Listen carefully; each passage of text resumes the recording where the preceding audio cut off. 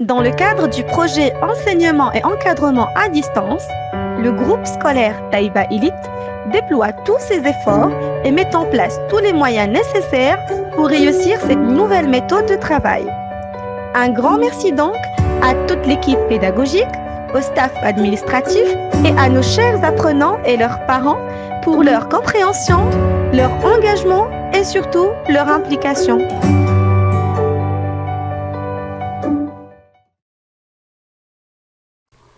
Bonjour mes chers élèves. Aujourd'hui, c'est le mardi 5 mai 2020. La classe deuxième année primaire avec Madame Assimissiem. Alors, notre planning pour aujourd'hui, on va faire l'orthographe, une révision des leçons qu'on a déjà fait, la lecture et vocabulaire aussi, une révision des leçons qu'on a déjà fait. Alors, on commence par l'arrêt bilan de l'orthographe. Les leçons qu'on va réviser sont le son J et le son G. On a déjà vu pour le son J, on peut l'écrire avec la lettre J comme jouer, jupe, ou bien avec la lettre G suivie d'un E, I, bien Y, comme voyage, il y a un E, gigot, il y a un I, gymnaste, il y a Y. Si la lettre G suivie d'un A ou un O et on veut le son J, on ajoute la lettre E, comme nous mangeons, ou bien en rangeant. Donc, on a ajouté le E pour garder toujours le son J. Voilà. Notre deuxième leçon, c'est le son G. Et on peut l'écrire avec la lettre G suivie d'un A, O ou bien U, comme gazelle, gomme, guépard. Si la lettre G suivie d'un E ou bien d'un I, on ajoute un U. On écrit G, U pour garder toujours le son G, comme l'exemple de guidon ou bien figue. Si la lettre G est suivie aussi d'une consonne, on la prononce G, comme grand, grand. Voilà. Alors maintenant, on va passer aux exercices d'évaluation. Alors l'exercice 1 barre l'intrus dans chaque liste. Un jouet, le judo, un nuage, le jeu.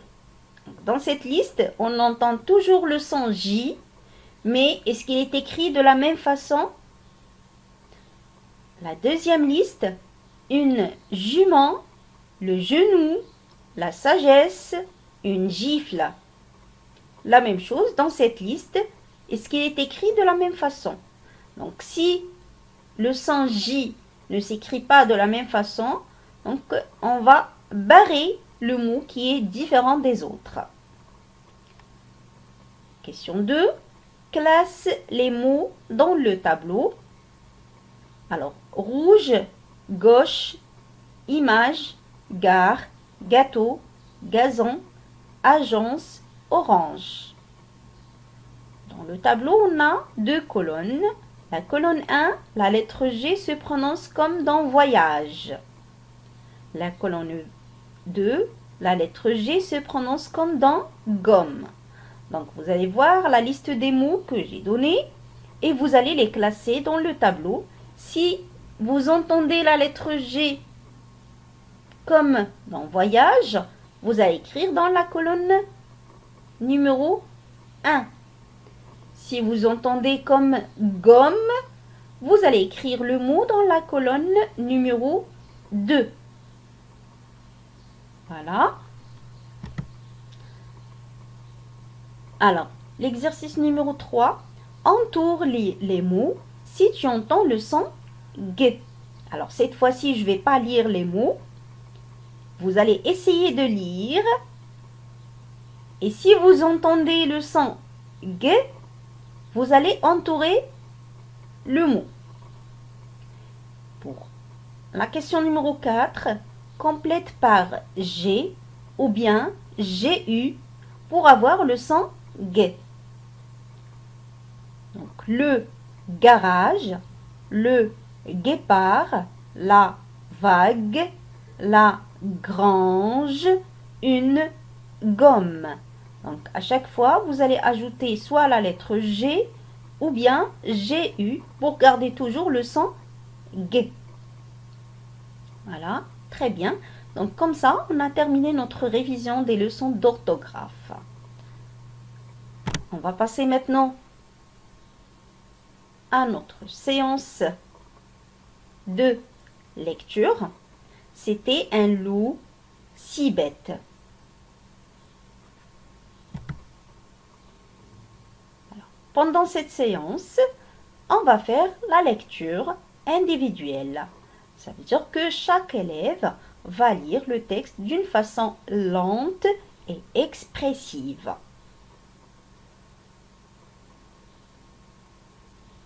Très bien. Alors maintenant, on va faire la révision des leçons de vocabulaire. Donc les leçons qu'on a déjà vues sont lire un article du dictionnaire, les mots et expressions du temps. On va avoir une idée sur les règles qu'on a écrites. Alors, un article de dictionnaire explique un mot. Il précise sa nature ou sa classe grammaticale. Est-ce que c'est un verbe, un nom, un adjectif? Son genre, est-ce que c'est féminin ou masculin? Ça, au cas où si c'est un nom. Son orthographe, comment on écrit le mot. Sa définition, ça veut dire l'explication du mot, avec des exemples. Donc voilà comment on écrit ou qu'est-ce qu'on trouve dans un article de dictionnaire. La leçon numéro 2, c'est les mots et expressions du temps. Donc certains mots ou expressions peuvent t'aider à trouver le temps de la phrase. Ce sont les indicateurs de temps. Exemple, hier, j'ai mangé une tarte aux pommes. Donc le mot hier t'indique que la phrase est au passé. Alors, voici quelques indicateurs qui t'aideront à te repérer. Pour le passé, alors il y a le mot hier, autrefois, il y a longtemps, la semaine dernière. Pour indiquer le présent, aujourd'hui, maintenant, en ce moment. Pour indiquer le futur, demain, l'année prochaine, après-demain, plus tard, bientôt. Voilà. Donc là, pour évaluer notre compréhension, donc on va faire quelques exercices. Alors l'exercice numéro 1 complète cet article du dictionnaire. Nom masculin, animal de compagnie de la famille des félins. Sur la fenêtre, le chat miaule. La femelle du chat, c'est la. Le petit du chat et de la, c'est le. Donc, on va compléter l'article de dictionnaire. Exercice numéro 2, mets en ordre cet article de dictionnaire. Maintenant, vous avez un article qui est mélangé et vous devez le mettre en ordre. Le petit du bélier et de la brebis s'appelle l'agneau. Nom masculin, bélier. Il y a un bélier dans le troupeau de moutons. Mâle de la brebis. Voilà. Exercice numéro 3. Complète avec les expressions du temps suivantes. Alors, soudain et finalement, ce jour-là. Donc, c'est un petit conte et on a mélangé les indicateurs de temps et vous devez les mettre à leur place.